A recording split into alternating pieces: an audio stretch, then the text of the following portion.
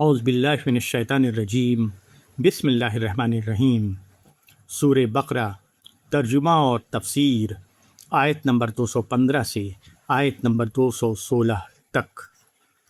یسألونک ماذا ینفقون قل ما انفقتم من خیر فللوالدین والاقربین والیتامی والمساکین وابن السبیل وما تفعلوا من خیر فإن اللہ بہ علیم۔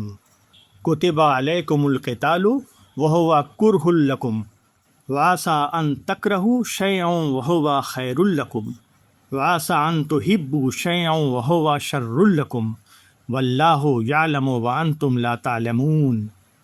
سورہ بقرہ کے ان آیتوں کا ترجمہ ہے: لوگ تم سے پوچھتے ہیں کہ وہ کیا خرچ کریں، کہہ دو کہ جو مال تم خرچ کرو تو اس میں حق ہے تمہارے ماں باپ کا اور رشتہ داروں کا اور یتیموں کا اور محتاجوں کا اور مسافروں کا، اور جو بھلائی تم کرو گے وہ اللہ کو معلوم ہے۔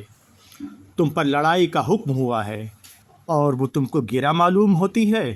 ہو سکتا ہے کہ تم ایک چیز کو ناگوار سمجھو اور تمہارے لیے بھلی ہو، اور ہو سکتا ہے کہ تم ایک چیز کو پسند کرو اور وہ تمہارے لیے بری ہو، اور اللہ جانتا ہے تم نہیں جانتے۔ سورہ بقرہ کے ان آیتوں کی تفسیر ہے: انسان یہ سمجھتا ہے کہ اس کے جان اور مال کے استعمال کا بہترین مصرف اس کے بیوی بچے ہیں۔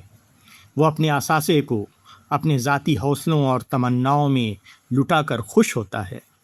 اس کے برعکس شریعت یہ کہتی ہے کہ اپنے جان اور مال کو اللہ کی راہ میں خرچ کرو۔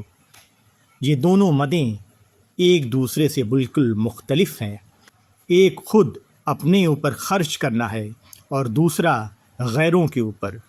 ایک اپنی طاقت کو دنیا کے ظاہری چیزوں کے حصول پر لگانا ہے اور دوسرا آخرت کی نظر نہ آنے والی چیزوں پر۔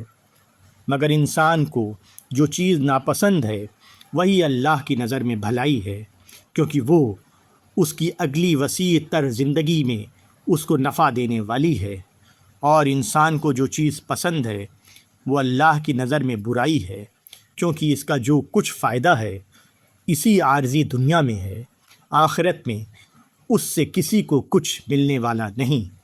یہی اصول زندگی کے تمام معاملات کے لیے صحیح ہے۔ آدمی آزاد اور بے قید زندگی کو پسند کرتا ہے، حالانکہ اس کی بھلائی اس میں ہے کہ وہ اپنے آپ کو اللہ کی رسی میں باندھ کر رکھے۔ آدمی اپنی تعریف کرنے والے کو دوست بناتا ہے، حالانکہ اس کے لیے زیادہ بہتر یہ ہے کہ وہ اس شخص کو اپنا دوست بنائے جو اس کی غلطیوں کو اسے بتاتا ہو۔